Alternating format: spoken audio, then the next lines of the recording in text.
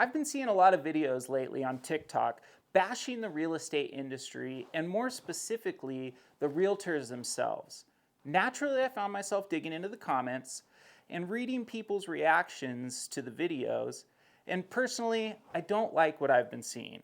Sure, my opinion might be biased considering I'm an actual real estate agent and investor, but I wanted to shed some light on and a little clarity into what your agent actually does and why it's way more work than you might think and incredibly important to use an agent. I'm not saying that you can't purchase or sell a home without professional assistance. People buy and sell without agents, and with the advent of internet marketing, it seems like a no-brainer. Why would I pay someone to take some pictures of my home, load them on the internet, and then just schedule tours around my house, which I could easily do myself? It doesn't make any sense. What am I actually paying for? We take our cars to mechanics when they're broken because we don't have the specific knowledge to fix them ourselves. We pay to see a doctor when we're sick because we didn't go to medical school or have the experience to identify that weird rash that just popped up on your arm. We spend our money at fancy restaurants because chefs can do things with ingredients that we would never think to do. We pay for the things we can't easily do ourselves. Posting pictures on the internet, going through tours of our house, I could do that. Why would I pay 5 to 6% for someone else to do it? It's an understandable question.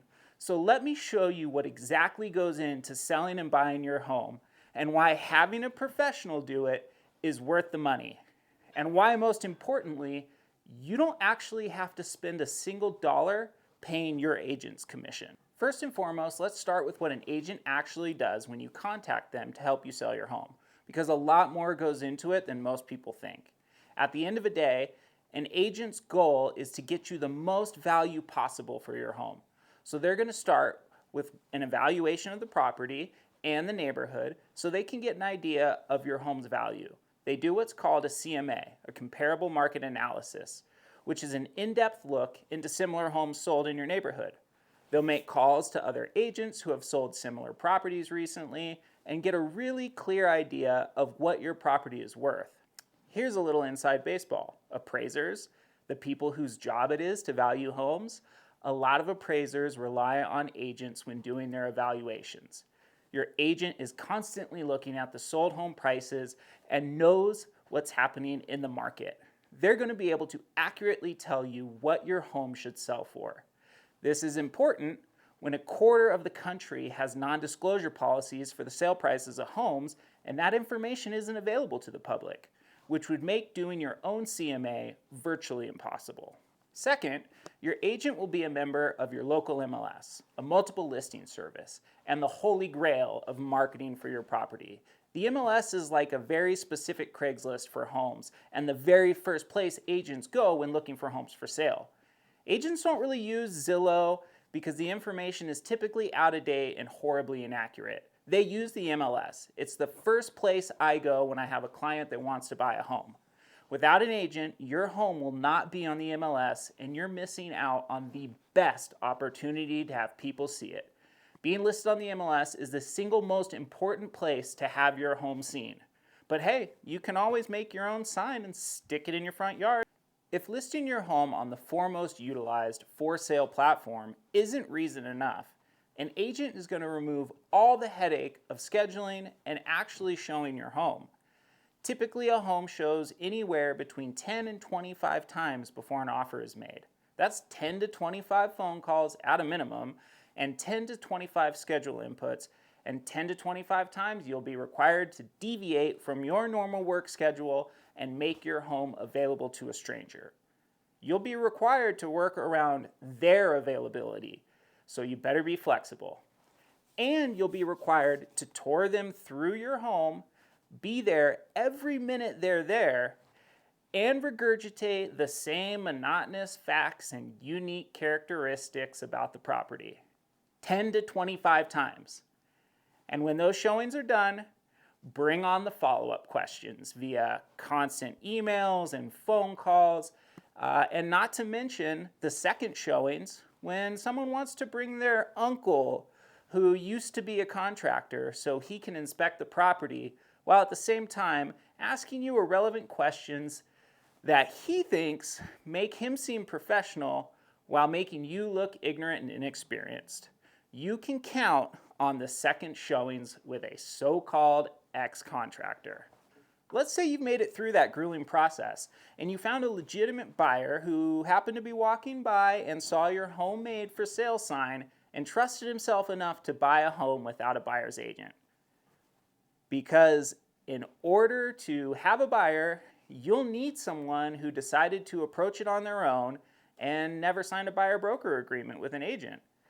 Because buyer's agents very rarely, if ever, work with homes for sale by owner. For one, the likelihood that they even know your home is for sale is slim. And two, since they are paid by the commission from the sale of the home, and being a for sale by owner, there is no commission, they won't get paid for their work and thus have no incentive to bring their clients. So your option is the solo buyer, the renegade, the maverick, the passerby who stumbled across your property and wants to DIY his purchase. But let's say unicorns are real and one of them wants to buy your home. Now comes the negotiations. Hopefully you have experience in sales because a crap ton of money can be made and lost during this stage. We're talking tens of thousands of dollars. Your kid's college tuition.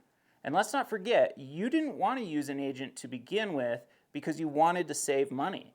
That's the only reason. Sell your house, keep all the money. Now let me ask you a question. Was all that work and headache worth it if you sell your home for what you think it's worth, $400,000, and get to keep all of it, versus selling it with help for $450,000, paying the commission, and keeping $423,000 of it? The numbers are the numbers, and these numbers aren't made up. Homes that sell with agents sell for more. The typical for sale by owner home sold for $225,000 compared to $330,000 for an agent-assisted home. That's over $100,000 difference. It's pretty simple, and I'll repeat it just so we're clear. You make more money selling with an agent. If money is truly your motivation, you're leaving it on the table and doing yourself a disservice by selling without one. Unless you really just like working at a deficit. And if doing all the work and making less money still sounds appealing, maybe the liability of selling yourself will be the final straw. Because at the end of the day, if your buyer decides that he has been wronged somehow, you're the only person he can come after. Hopefully your documents were filled out correctly and airtight, and your disclosures were clear and concise, because lawsuits happen, and they happen regularly in the real estate industry. When you sell with an agent, that broker and brokerage is a protective layer that stands between you and the buyer. The responsibility of the sale falls on them. Without one, there's only you. That lawyer that you had to pay out of pocket to put together your transaction documents, you better hope they're available to defend you in your pending lawsuit, and I promise it will not be cheap. So let's recap. By not using an agent, you're agreeing to do all the marketing, work, scheduling, showings, negotiating, phone calls, emails, and holding all the legal responsibility so you can actually take home less money when it's all said and done. When instead, you could just use a professional who's going to ensure you make more money. I'll play devil's advocate for a sec. There are certain circumstances when using an agent would be excessive. If you're selling to a friend or family member who is familiar with the home already, and you've agreed on a price that makes both of you happy, then just hiring a lawyer to prepare the documents would probably be fine. But that's about it. If you don't already have a buyer and you want to get the most value for your property, use an agent. The commission you're trying to avoid paying will most likely be written into the sale price, and you won't even know it's there. If you still think being an agent is easy and not a lot of work, watch our video on the home buying process. It's an in-depth look, and we shed a lot of light into what a buyer's agent actually does and how much work actually goes into it. And if you decided that the DIY approach is too much and you want to make more money selling your property, DM me. It's what I do every single day, and I hope this video was helpful and makes you more money on your sale.